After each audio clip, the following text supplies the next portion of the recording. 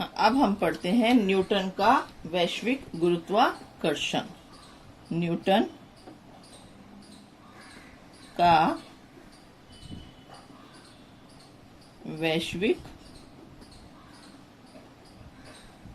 गुरुत्वाकर्षण।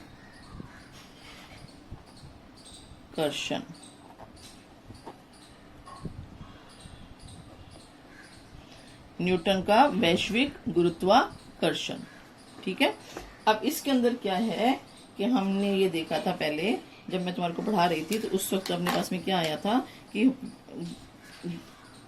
न्यूटन का वैश्विक गुरुत्वाकर्षण में जो पूरे विश्व के अंदर जितने भी पिंड हैं वो एक दूसरे को गुरुत्वाकर्षण बल के द्वारा आकर्षित करते हैं। ठीक है। जितने भी पिंड हो वो एक दूसरे को गुरुत्वाकर्षण बल के द्वारा आकर्षित करते हैं। ठीक है। अब ये खाली पृथ्वी के ऊपर ही नहीं, पूरे विश्व में खगोलीय पिंडों में भी जो आकर्षण बल होता है वो क्या होता है, गुरुत्वाकर्षण बल कहलाता है। ठीक है ना।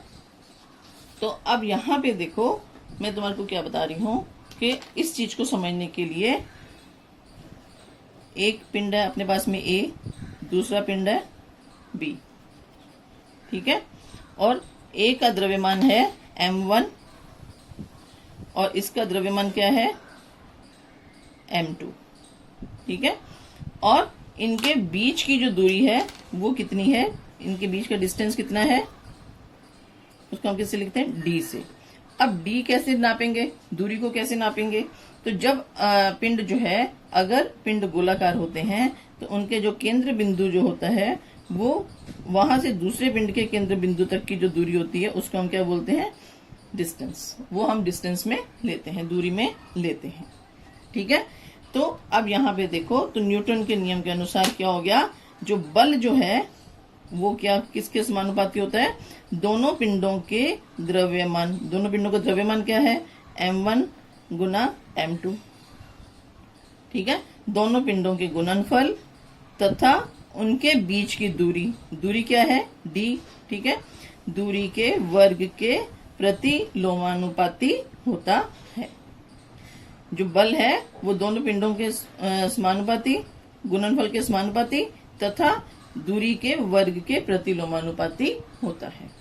ठीक है।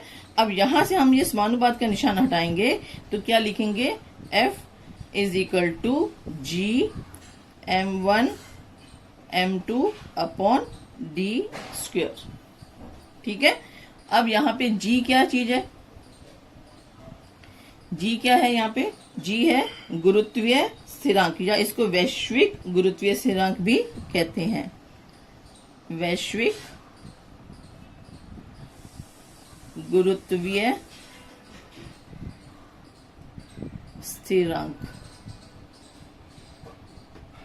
ठीक है। तो इसको हम वैश्विक गुरुत्वीय स्थिरांक कहते हैं। इसमें खास बात बस यही है कि इसमें डिस्टेंस जो लेना होता है वो अगर गोलाकार पिंड है तो उसके सेंटर से सेंटर तक लेंगे। ठीक है। और ये जो सूत्र है, ये सूत्र तुमको याद रखना पड़ेगा। इसलिए याद रखना पड़ेगा क्योंकि आगे जो न्यूमेरिकल्स आएंगे वो तुम इसके हिसाब से करोगे। ठीक है।